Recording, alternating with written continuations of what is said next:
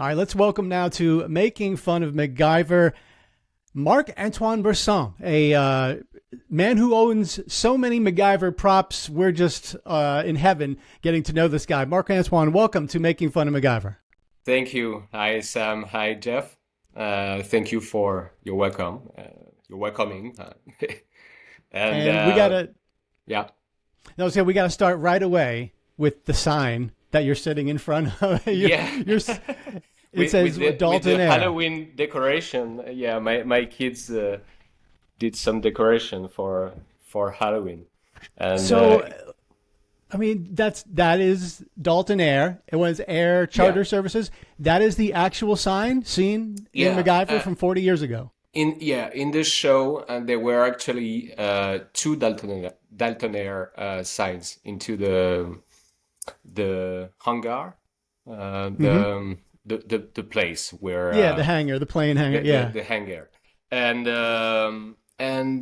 I contacted some guy in Vancouver Hmm. who I knew he owned that sign, and he actually kept it into his basement for 30 years, and he was selling it away, and I decided to buy it from France, and it wasn't that easy to get it abroad, but yeah, it definitely deserved it. Well, let's get a little introduction, though. I'm sorry, I kind of jumped right into the sign because it's just sitting there. But tell us a little bit about yourself. Yeah, so my name is Marc-Antoine Bressand. I live in France. I've been working in visual effects for movies, series during 14 years. I've been lucky enough to work on The Dark Knight, on Thor, on Game of Thrones, Blade Runner, the remake, the sequel. And after that, I've been hired as a collection manager and acquisition manager of a famous museum here in France. Not in Paris anymore, but in Lyon, which is in the center of France. And I quit the museum some month ago, but I still live in Lyon, and I'm working on a new project. Okay, so your film industry experience has led you to, I guess, is that part of the job is collecting props to be used on No, no, during no, this? no, No, no, okay. definitely not. No, no, no. Okay. When I actually worked in visual effects, I beside this, I came across it was a shop in Paris selling some rare DVDs and Blu-rays, and I came into it, and I came across some displays where we can see actual, genuine, real props from movies, and I thought that's crazy. How could it be possible? And I talked with the owner of the shop, and it instantly hooked me up in the hobby.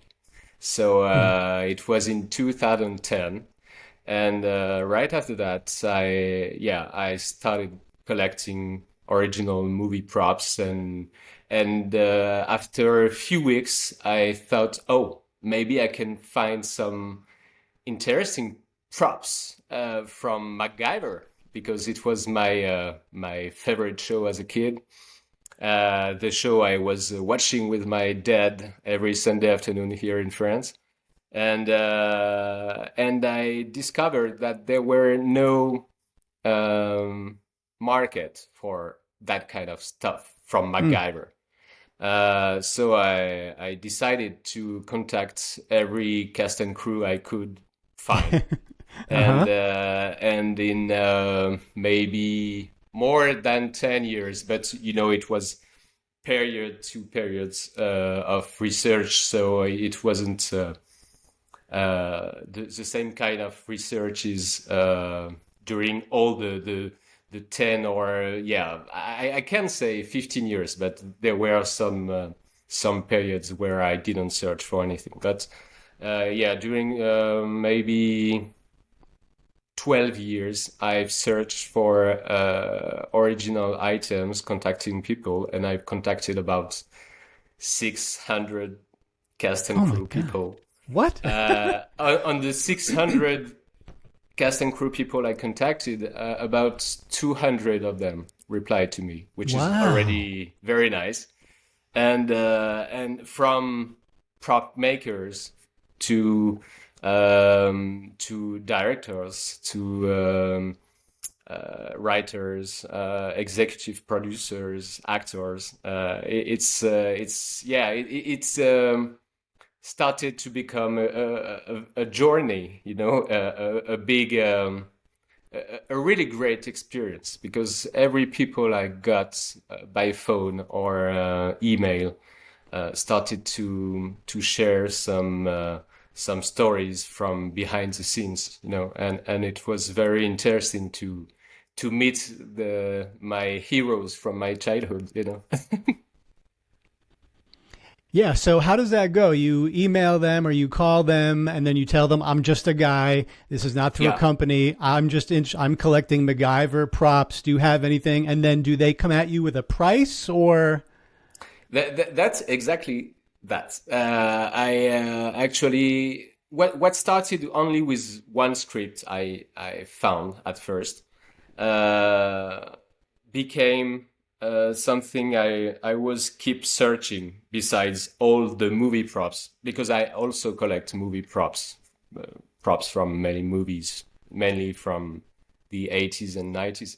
But yeah, when I contacted people, I asked them if they had anything left from that period they would like to sell me, because yeah, as a fan, I wanted to get more. For me, prop collecting is a way to get a part of the dream, you know, to get to have the privilege of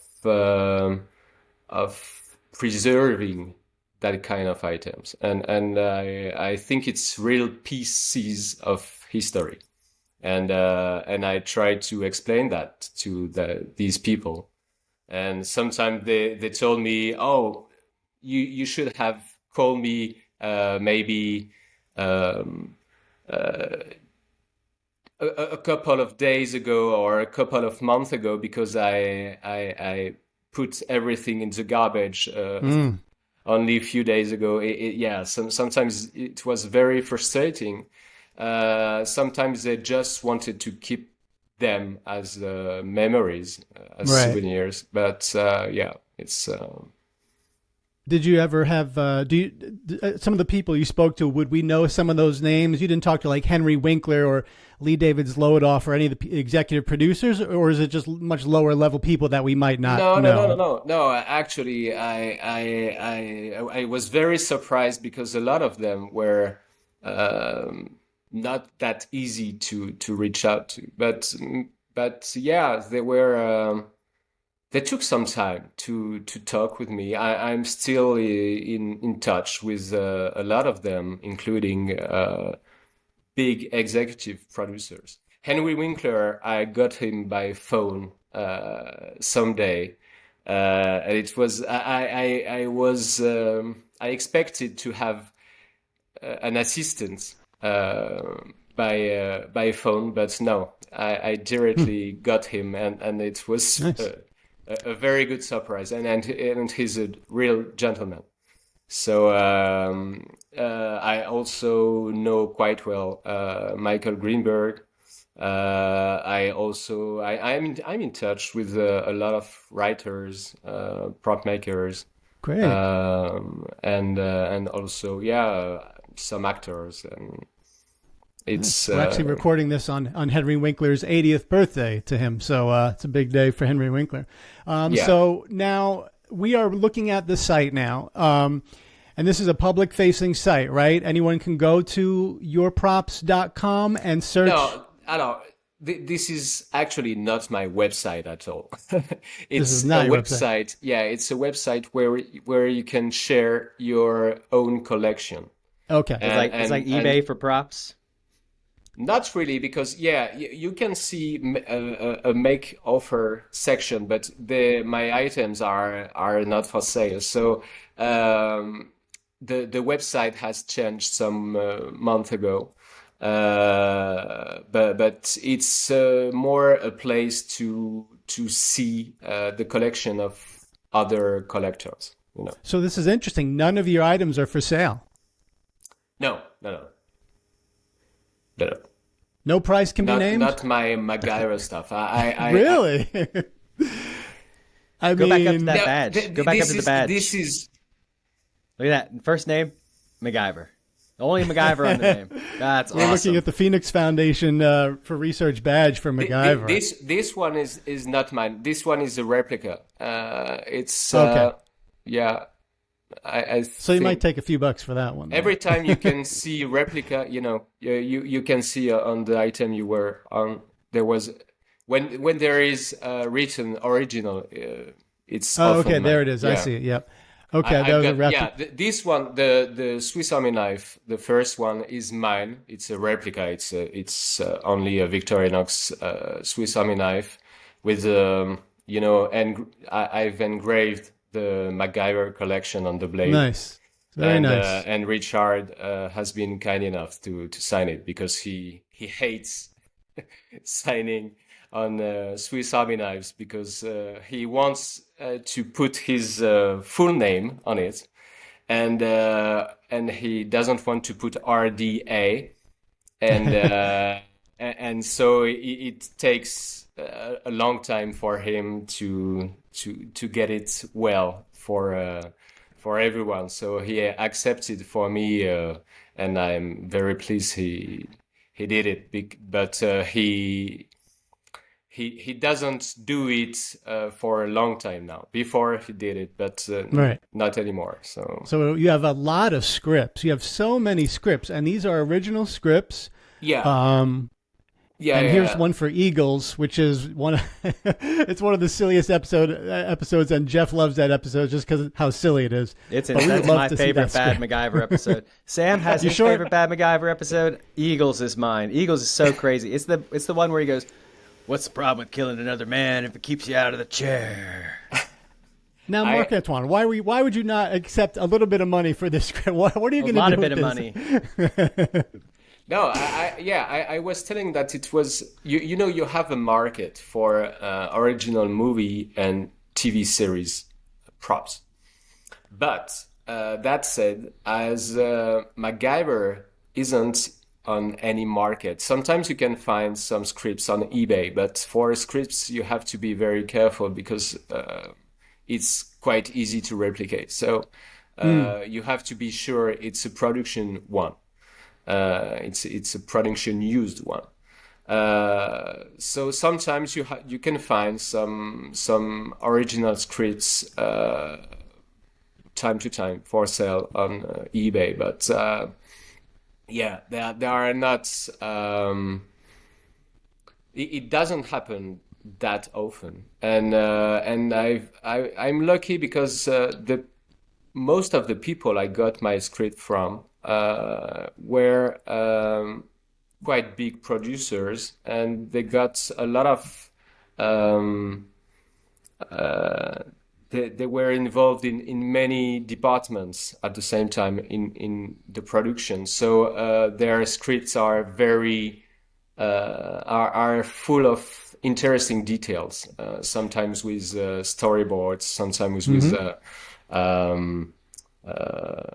schedules, with The call sheets, right, where they want what actors are on the set that day. I saw some of those. Exactly. Yeah, like call sheets or something. But there are also a lot of. There are even sometimes pay bills. The from the actors. So it's kind of interesting to know that kind of. How much do you think you've spent on buying MacGyver props? I've spent Yeah. how much? Oh, Yeah, if you had to guess.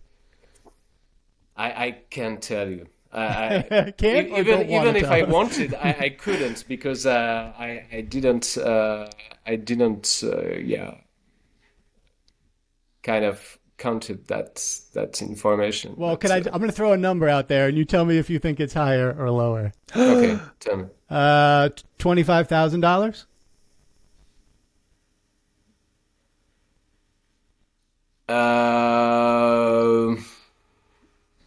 No, I think it could be more. Could be more than that. Okay. Yeah, Hold on, Sam. I Before you think go on, I see a production prop here. I think the 10 TV KFVD, is that not from the Plastic Engine episode?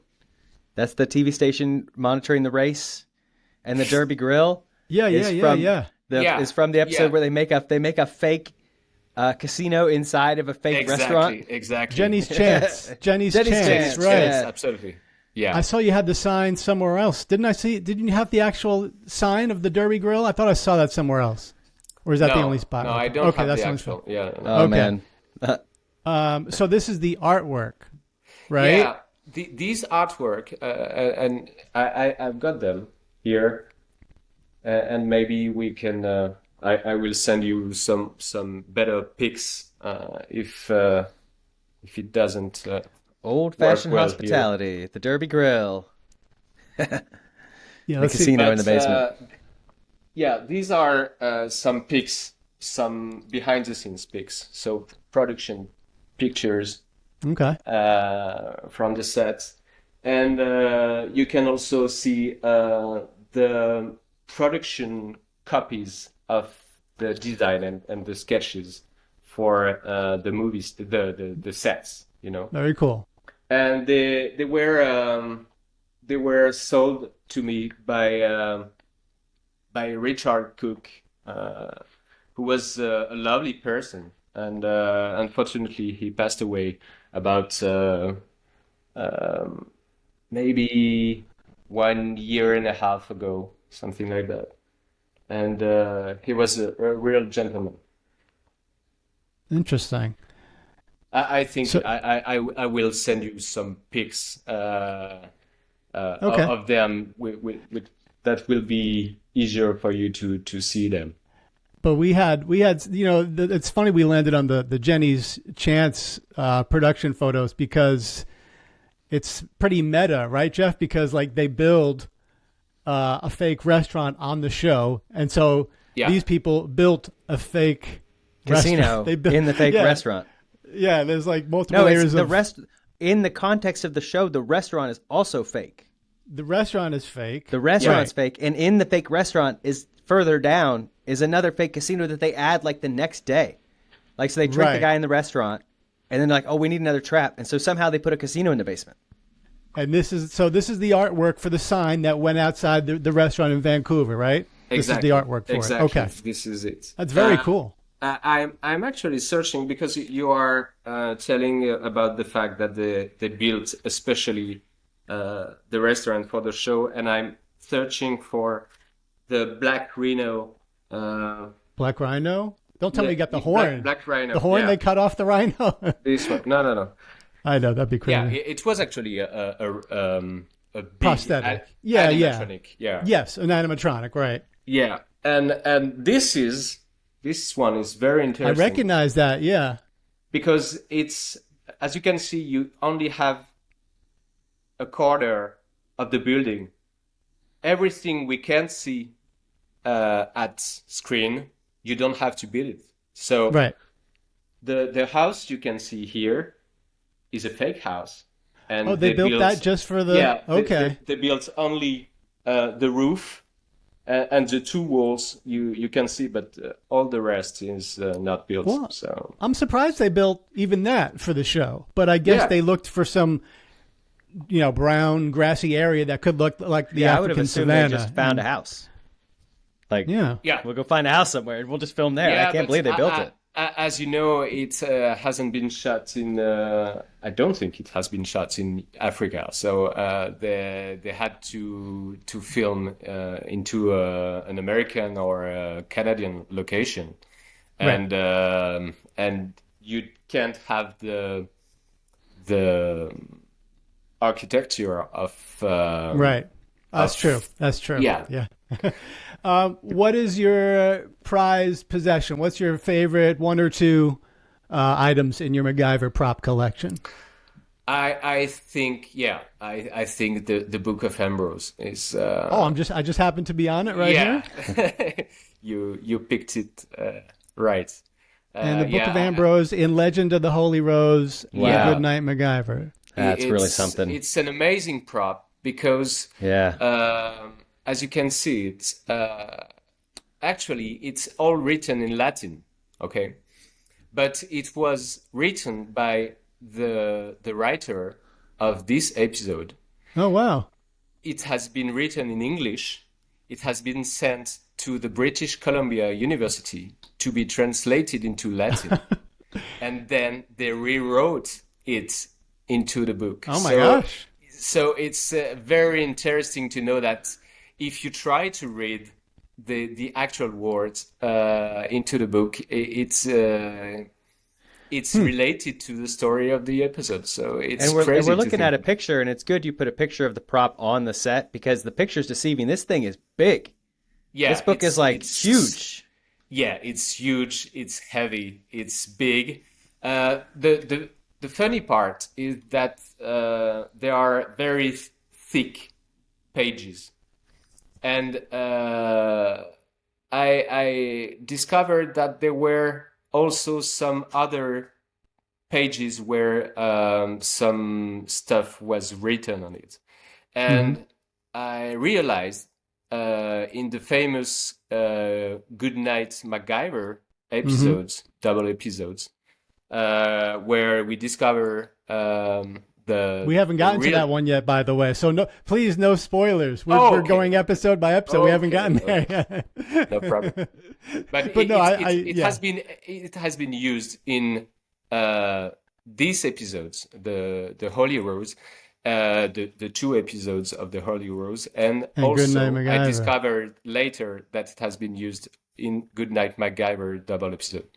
You're killing us, Mark, because with this view accepting offers. Oh, it doesn't say accepting offers here, so I guess. But to know these are not available for sale. You can try to make some offers, but something telling me he's not letting go of his favorite piece. Yeah, no.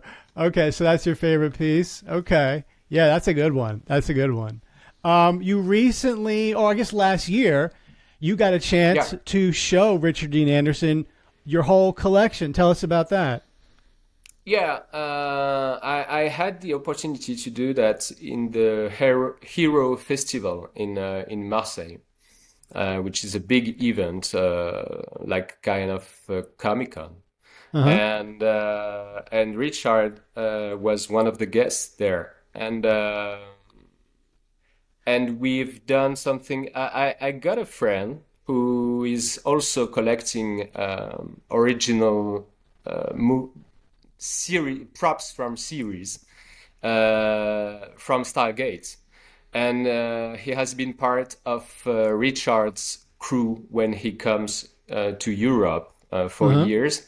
So it was said that his signing sessions would happen in his area of Stargate props, and he told about me. He told about that to me, and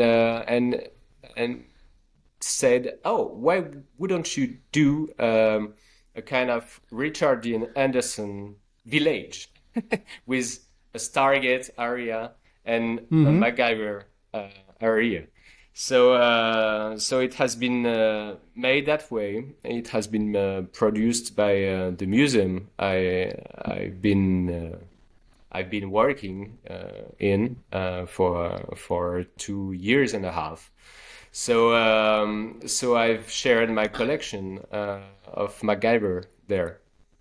And there's a video of RDA seeing the collection, and we kind of talked about this before the interview, how he hadn't seen these things in 35, 40 years, and he didn't remember any of them, because we one of our co-hosts saw Richard Dean Anderson a couple of years ago at a convention, and he didn't remember the names of episodes and all that kind of stuff. And, Yeah. and the more you think about it, you can understand why he's an actor and he's doing an episode every 2-3 weeks, and it's a process. Exactly. But the kid inside me was expecting that he would remember this, and every time we arrived in front of props, I told him, "Oh yeah, you should recognize this," and he was like, "Yeah, I should." But and of course, he doesn't. He isn't the kind of guys